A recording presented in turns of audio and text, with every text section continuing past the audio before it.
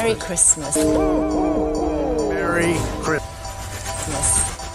পৃথিবীর সবচেয়ে বড় ফেস্টিভ্যাল। মুসলমানরা যত টাকা 10 বছরে ইনকাম করে, ক্রিসমাসে 1 বছরে ইনকাম করে। এই ফেস্টিভ্যাল কেন বানানো হয়? আজ পৃথিবীর সবচেয়ে বড় রিলিজন খ্রিস্টানরা এটা মনে করে এই দিনে ঈসা আলাইহিসসালাম জন্ম নিয়েছিল। প্রশ্ন আমাদের মাঝে থেকে যায়, 25 ডিসেম্বর ঈসা আলাইহিসসালামের বার্থডে, কিন্তু মুসলমানরা কেন উদযাপন করে না? কারণ এখানে একটা বড় কনফিউশন আছে। আজ থেকে 2000 বছর আগে ঈসা আলাইহিসসালাম ফিলিস্তিনের ছোট্ট একটা শহরে মিরাক্কেলে জন্ম হয়। এটা সেই জামানা ছিল যখন ইহুদিদের আবাদি ছিল, কিন্তু সেখানে ইহুদিদের রাজত্ব ছিল না। রাজত্ব তখনকার একটা সুপার পাওয়ার রোমান আম্পায়ার ছিল। তখন রোমান আম্পায়ার তার জামানায় শক্তিশালী ছিল। এখানের বাদশার নাম ছিল সিজার ওয়াগাস্ট। সে রোমান আম্পায়ারের সবচেয়ে বড় বাদশা ছিল। তার নাম আমরা অনেক ভালো করে জানি, কারণ তার নামের উপরে বছরের একটা মাসের নাম রাখা হয়েছে। সে তখন তার শক্তির উচ্চ পর্যায়ে চলে যায়। সে এটাই ভুল করেছিল যেটা আগে বড় বড় বাদশারা ভুল করেছিল। সে নিজেকে সাধারণ মানুষ থেকে খোদা দাবি করে।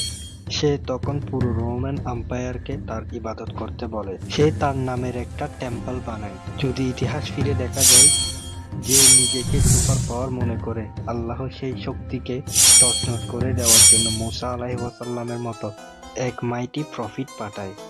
এই সিজার আগস্টের সময়ে মুসা আলাইহিসসালামের জন্ম হয়। মুসা আলাইহিসসালাম রোমান আম্পায়ারের আন্ডারে ফিলিস্তিনি ইহুদিদের সাথে বেড়ে ওঠে। কিন্তু ঈসা আলাইহিসসালাম ছোটবেলা থেকেই বাকি নর্মাল বাচ্চাদের থেকে ডিফারেন্ট ছিল। ছোটবেলায় ঈসা আলাইহিসসালামের মা মরিয়মের সাথে একটা বাজারে ঘুরতে ঘুরতে গায়েব হয়ে যায়। অনেক খোঁজাখুঁজির পর পুরো বাজারে কোথাও তাকে খুঁজে পাওয়া যায় না। শেষে তার মা খুঁজতে খুঁজতে একটা ইহুদিদের টেম্পলের সামনে যায়।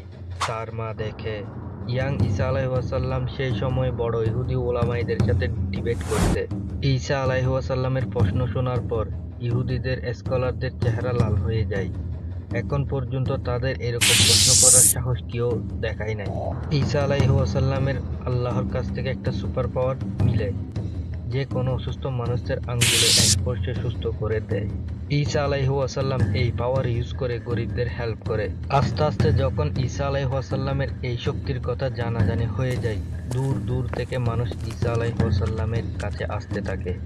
আর এভাবে আস্তে আস্তে পুরো ফিলিস্তিনে ঈসা আলাইহিসসালামের পপুলারিটি বেড়ে যায়।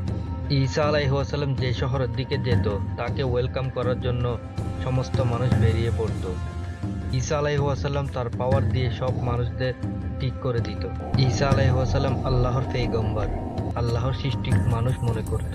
প্রথমবার ফল একটা কনসেপ্ট নিয়ে আসে। ঈসা আলাইহিসসালাম সাধারণ মানুষ না, আল্লাহর ছেলে, এবং সেও খোদা। আজ পৃথিবীর সমস্ত খ্রিস্টান ঈসা আলাইহিসসালামকে গড মানে। এই সব কিছু শুরু করে এই ফলই। পল তার পুরো জিন্দেগিতে ঈসা আলাইহিসসালামের সাথে কখনো সাক্ষাৎ হয়নি। পল আর তার ফলোয়ারদের জন্য আস্তে আস্তে রোমান আম্পায়ারের মধ্যে ছড়িয়ে ছিটিয়ে যায়।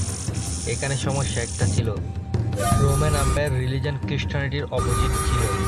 সে জুপিটারের ইবাদত করত।